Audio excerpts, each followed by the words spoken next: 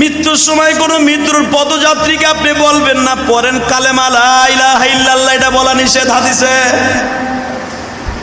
কারণ ওই সময় কি বলতে হবে জানেন? তারে কিচ্ছু বলা যাবে না, শুধু আপনি তার কানে কানে কালেমা পড়তে থাকবেন, কিন্তু কখনো বলবেন না মা ভাই পড়ো লা ইলাহা ইল্লাল্লাহ, এটা বলা নিষেধ।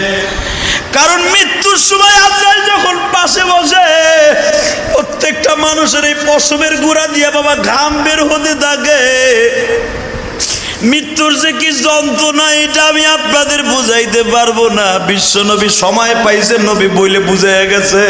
কারণ আপনারা আমারে তো আর সময় দিবে না। নবী বলছে আমার মৃত্যুর আধা ঘন্টা আগের থেকে মৃত্যুর কষ্টটা অনুভব করতে দিবা। ও ভাইজান, নবী তার উম্মতকে বলে দিয়া যাইতেছে। এই জন্য হাদিসে আসছে বুখারীতে, আয়েশাকে আয়েশা দা সাকরাতুল মউত, ও আয়েশা মৃত্যু এত কষ্টকারী, আয়েশা এত কষ্টকর। মা আয়েশা বলে আমি আমার নবীর এমন বলবে কোনদিন দেখি নাই এত কষ্ট পাইতে। নবীর আজরাইল সময় দিছে বিদায় বাবা বলে যাইতে পারছে। তোমার আমারে তো আর বলে যাওয়ার সময় থাকবে না। হয়তো মৃত্যুর সময় জবানটা বন্ধ থাকবে, তা না হলে মৃত্যুর সময় তোমার আমার অক্সিজেন লাগানো থাকবে, অথবা তোমার আমার পাশে ভালো কোনো মানুষ থাকবে না, অথবা অ্যাক্সিডেন্ট করে মারা যাব কোনো বন্ধু বান্ধব থাকবে না, অথবা বিমানে আমার মৃত্যু হবে কেউ আমারে দেখবে না। এই জন্য মনে রাখবেন সদা সর্বদাই প্রস্তুত থাকবেন। কারণ মালাকুল মওত কখন চলে আসবে, কখন কাজ স্টার্ট দিবে কেউ জানে না। আমার নবী যখন বললেন ফাতেমা বের হয়ে যাও, ফাতেমা জোরে জোরে আয়েশার ঘরের পিছনে যাইয়া, কারণ আয়েশার ঘর আর উম্মে সালমার ঘর পাশাপাশি বাবা। উম্মে সালমার ঘরে যাইয়া জোরে জোরে বালিশ থাপড়াইতেছে, ফাতেমা বাবা তুমি আমার বিদায় দিয়ে এই ফাঁকে চলে যাও না বাবা, অন্তত ফাতেমারে দুইটা বুঝ দিয়া যাও। জোরে জোরে বলতাছে। নবীর 9 জন বিবি জোরে জোরে বলতাছে আর বলতাছে, নবী আপনি আমাদের ফাঁকি দিয়া চলে যায়েন না, অন্তত আমাদের শেষবারের মতো দুইটা কথা বলতে দিয়েন। হাসান হুসাইন যে রবিউল আউয়াল মাসের 12 তারিখ কেন মসজিদের কোনায় বইয়া কাঁদতেন? কারণ নবীর ফ্যামিলির ওই দৃশ্য পৃথিবীর কোনো মুসান্নেফ লেখা শেষ করতে পারবে না। নবীর আহলে বায়াতরা রবিউল আউয়াল মাসের 12 তারিখ ঘরে বইয়া কান্দে, আর আমার আশেকে শয়তানগুলা 12 রবিউল আউয়ালে কেক কাটে।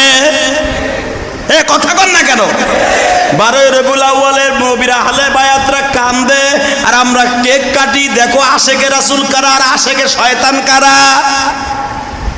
ভালো করে হাদিস কোরআন বুঝা তারপর আমল করিও। ঘরের মধ্যে জোরে জোরে আওয়াজ হইতেছে। আজরাইল বিশ্ব নবীর বলতেছে, ইয়া রাসূলুল্লাহ আপনার ফাতেমারে নিষেধ করেন কান্নাকাটি করতে। নবী আমার বললেন তাহলে আমার এখান থেকে সরো, ফাতেমার একটু ডাক দাও। ও মা, মা, হাদিস বুঝছেন বুখারীর হাদিস। মা, মা বলতে তো ফাতেমা ছাড়া কেউ নাই। মা আসছে। আব্বা আব্বা আব্বা, মা তোর কানটা আমার গালের সাথে লাগা। আল্লাহু আকবার বললেন না? তোর কানটা আমার গালের সাথে লাগা। কেন আব্বা? তুই না শুনতে চাইছর তোর জীবনের শেষ একটা কথা কমু? হ্যাঁ আব্বা। মা আর একটা আওয়াজও করবি না, তোর মায়ের ঘরে যাইয়া আজ থেকে মুখটায় তালা মারবি। আজ থেকে 6 মাস পরে তোর সাথে আমার মাটির নিচে দেখা হবে। এই 6 মাসের মধ্যে মদিনার কোনো মানুষ মারা যাবে না।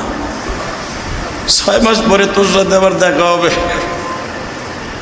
তোর কান্নায় জিবরাইল মাইন্ড করছে, আজরাইল মাইন্ড করছে, তোরে কাঁদতে না করে তুই কাঁদলে বলে আল্লাহর কলিজায় আঘাত লাগতেছে। ফাতেমা আস্তে করে মুখটা চুপ করে বাবার কাছ থেকে বের হয়ে পিছনের রুমে চলে গেলেন। আজরাইলের কাজ আবার স্টার্ট হয়ে গেল বাবা। আজরাইল যখন বিশ্ব নবীরে বারবার বলতেছে, নবীজি আজকে রবিউল আউয়াল মাসের 12 তারিখ আপনার মনে আসেনি? আজকে কিন্তু সোমবার গো নবী, আপনার মনে আসেনি? আমার নবী বারবার বলে জিবরাইল রে, আজরাইল রে, আমার সবই মনে আছে।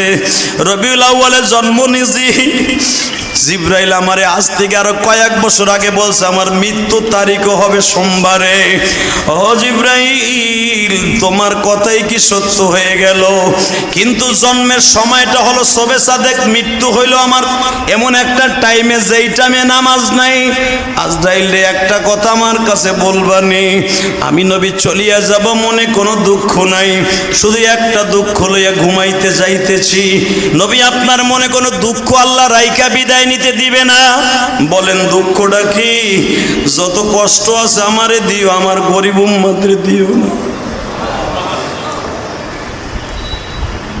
হুজুর, আপনার উম্মতের সাথে আল্লাহর ওয়াদা হয়ে গেছে। আপনার উম্মত মায়ের স্তনের দুধ খাইয়া 6 মাসের বাচ্চা, দুধের স্তনের বোটা টানতে টানতে জিহ্বা দিয়ে যেমন কখন ঘুমায়া যায়, ওই বাচ্চাটা যেরকম ঠিক পায় না, আপনার উম্মতগুলা আশেকে রাসূলগুলি দুধ খাওয়া বাচ্চার মতো খাইতে খাইতে, কালেমা পড়তে পড়তে, নামাজ পড়তে পড়তে, আল্লাহর ইশকের আগুন দিয়ে কলিজা জ্বালাইতে জ্বালাইতে, আল্লাহকে ডাকতে ডাকতে, দুরূদ পড়তে পড়তে পড়তে পড়তে কখন জানটা বের হয়ে যাবে সে নিজেও ঠিক পাবে না। দুধ খাওয়া বাচ্চার মতো আপনার সন্তানগুলো, আপনার উম্মতগুলো মৃত্যু হয়ে যাবে। অবাজান, রবিউল আউয়াল মাসের প্রথম জুমায় শুধু মৃত্যুর আলোচনা কেন করলাম ভালো করে বুঝেন। রবিউল আউয়াল মাসে আমরা 12 তারিখে কোনো আমল যদি করতে হয়, মিলাদ পইরা নয়, রোজা রাইখা নয়, শুধু দুরূদ দিয়া মসজিদের কোনায় বইয়া কানবো আর কানবো ইনশাআল্লাহ। 11 তারিখ থেকে কান্না শুরু করব, 12 তারিখ আসর পর্যন্ত দোয়া করব, দুরূদ পড়ব, আর কোনো ইবাদত করব না। কোনো মিলাদ মুলাদ কোনো কিছু দরকার নাই। হ্যাঁ, যদি করতে হয় বিশ্বনবীর আলোচনা কোথায় হয়? মিলাদুন নবী মানে কি? বিশ্বনবীর জন্মবার্ষিকী, জন্ম থেকে নিয়ে মৃত্যু পর্যন্ত আলোচনা করার নাম হলো মিলাদুন নবী। যদি কোথাও হয় ওয়াজ নসিহত হয়, সেখানে যাবেন ইনশাআল্লাহ। আমার ওয়াজ তো পড়ে গেছে ভাই অনেক দূরে, নাহলে তো কইতাম ঢাকার ভিতর হলে কইতাম সব ওখানে যাবেন। 28 তারিখ আমার মাহফিল পড়ে গেছে অনেক দূরে, মানিকগঞ্জ, নাহলে কইতাম যে ভাই আপনারা ঢাকার ভিতরে, কইতাম ওইখানে যে আলোচনা শুনবেন, এটা সওয়াব হইব। হালাকে রবিউল আউয়ালের কোনো রোজাও নাই, নামাজও নাই, কিচ্ছু নাই। আপনার যদি আমল করতে হয়, বৃহস্পতিবার যে দিন আছে রবিউল আউয়াল মাসে, এবার বৃহস্পতিবার পড়ছে, আপনার রোজাটা রাখতে পারেন। বৃহস্পতি, শুক্র, সোমবার এই সামনে আছে, সোমবার রোজা রাখতে পারেন। আল্লাহ রাব্বুল আলামিন আপনাকে আমাকে সহি শুদ্ধভাবে আমল করার তৌফিক দান করুক, জোরে কোন আমিন।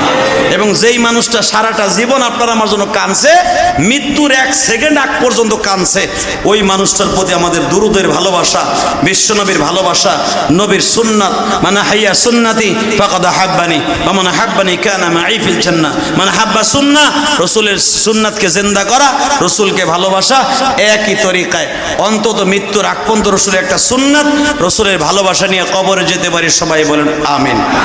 আর রাসূল বলেন আমিন।